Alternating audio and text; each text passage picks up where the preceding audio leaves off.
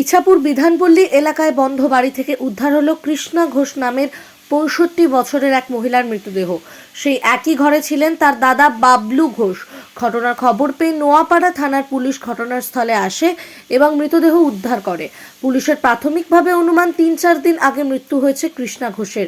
সেই দেহ আগলে বাড়িতেই ছিলেন তার দাদা বাবলু ঘোষ। উদ্ধার করে তাকে ব্যারাকপুর বিএন বস হাসপাতালে ভর্তি করা হয়। চিকিৎসার জন্য কৃষ্ণা ঘোষের দেহ ময়না তদন্তের জন্য নিয়ে যাওয়া হয়েছে নোয়াপাড়া থানার পুলিশের পক্ষ থেকে।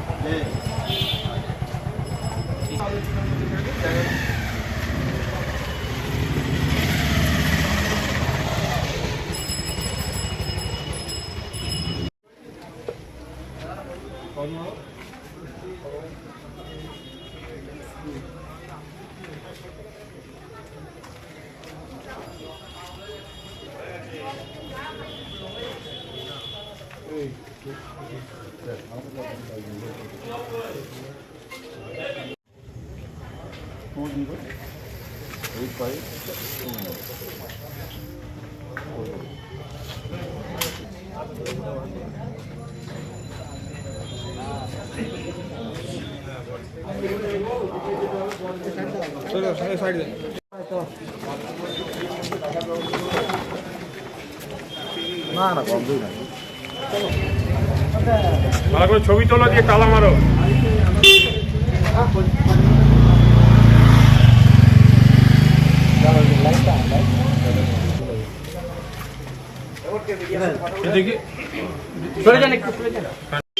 শুনলাম তো, আমরা রাস্তা দিয়ে যাচ্ছিলাম, তখন শুনলাম যে কৃষ্ণাদি মারা গেছে।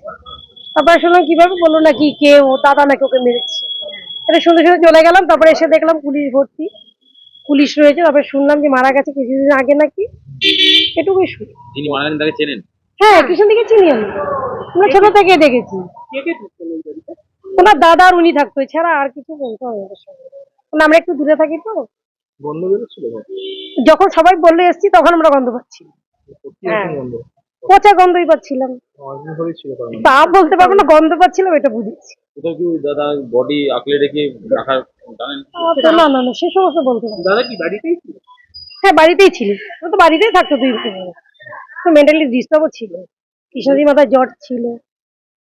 মানে ওনার সাথেই ওনার দাদা বাড়িতেই ছিলেন? হ্যাঁ, বাড়িতেই ছিল, আপনার এছাড়া আর কিছু জানি না। নাম?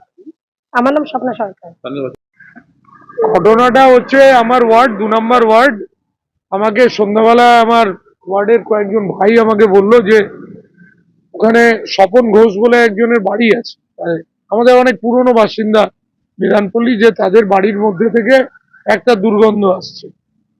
তো সেই দুর্গন্ধটার কথা বলে ওরা একটা আশঙ্কা করছিল যে বাড়ির মধ্যে কি কেউ তাহলে মরে পড়ে আছে, কারণ ওই বাড়িতে এই মুহূর্তে যারা থাকে বাবলুদা এবং স্বপনদার বোন কৃষ্ণা, এরা দুজনই বেসিক্যালি এদের মাথা খারাপ, মানসিক ভারসাম্যহীন। একটা সময় বাবলুদা খুব ভালো চাকরিও করতেন, কিন্তু সেই চাকরিটা থেকে রিটায়ারও করেনি।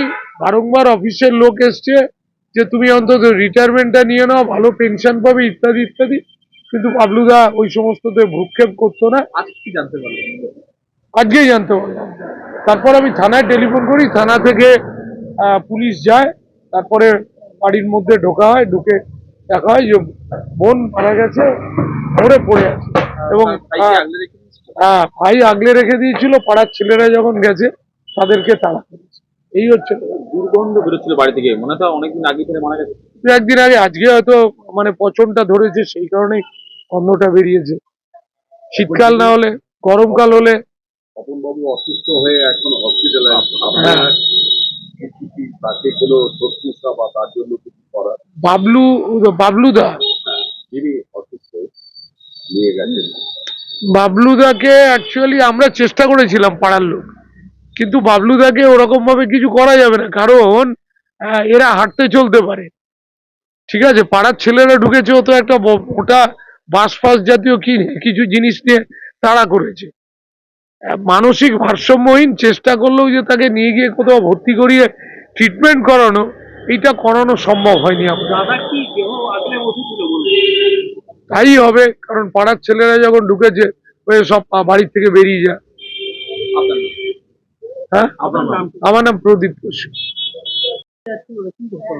আমি তো খুব একটা বাড়িতে থাকি না, তো আজকে ফিরেছি। ফেরার পর খুব একটা তো এবার সবাই যাতায়াত করে, কে কোথায় আছে না আছে তো দেখা যায় না। তবে এই বিকেল বেলা থেকে শুনছি যে আশেপাশে সবাই বলছে গন্ধ গন্ধ হালকা বেরোচ্ছে, দেখা যাচ্ছে না।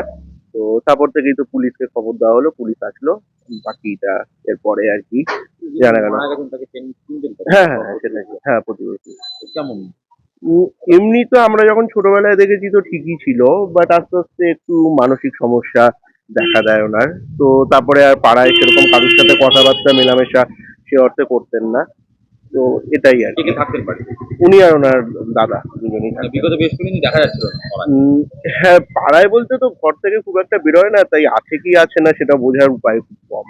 এটাই, পচা গলা গন্ধ পাওয়া যায়। হ্যাঁ, হালকা পচা গন্ধ বেরোতে আর অনেকদিনও কারোর চোখে না পড়াতে তখন সবার একটু সন্দেহ আছে, তারপরেই খবর দেওয়া হয় পুলিশকে। ওনার দাদা কি বাড়ির ভেতরেই ছিল? ওনার দাদা বাড়ির ভেতরে কি, দুজন যেহেতু একসাথেই থাকতেন তাই একসাথেই থাকতেন দুজনে এরকম। এই বডির সাথেই উনি ছিলেন দাদা ছিল? বডির সাথে এখন ওটা তো আর জানা সম্ভব না আমাদের। ঠিক আছে, ঠিক আছে, অরূপ দেবনাথ। এখন আপনার বাড়ি, অফিস এবং দোকানকে সুরক্ষিত রাখুন টোটাল সিকিউরিটি সলিউশনের সাথে। আমরা বিভিন্ন নামি দামি ব্র্যান্ডের সিসিটিভি ও সিসিটিভি সংক্রান্ত যাবতীয় অ্যাক্সেসরিজ বিক্রয় করার পাশাপাশি সার্ভিসও প্রোভাইড করে থাকি। টোটাল সিকিউরিটি সলিউশন একটি নির্ভরযোগ্য প্রতিষ্ঠান যা 24/7 সার্ভিস প্রোভাইড করে থাকে। তাছাড়া এই প্রতিষ্ঠান দীর্ঘদিন ধরে যত্ন সহকারে দোকান, বাড়ি, কারখানা, স্কুল, নার্সিংহোম, হোটেল, রেস্টুরেন্ট, শোরুমগুলিতে পরিষেবা দিয়ে চলেছে। আমাদের এখানে প্রশিক্ষণপ্রাপ্ত টেকনিশিয়ান দ্বারা কাজ করানো হয়। আমাদের ঠিকানা গার্ডেন রিচ, মেটিয়া ব্রুজ, কলকাতা 700024। বিশদে জানতে যোগাযোগ করুন 7003047447। লাইক শেয়ার ফলো করুন আমাদের ফেসবুক পেজ RGM নিউজ ও ফলো করুন ইনস্টাগ্রাম ফলো করুন আমাদের RGM নিউজ। সঙ্গে থাকতে দেখতে থাকুন RGM নিউজ, আপনার এলাকার খবর সবার আগে।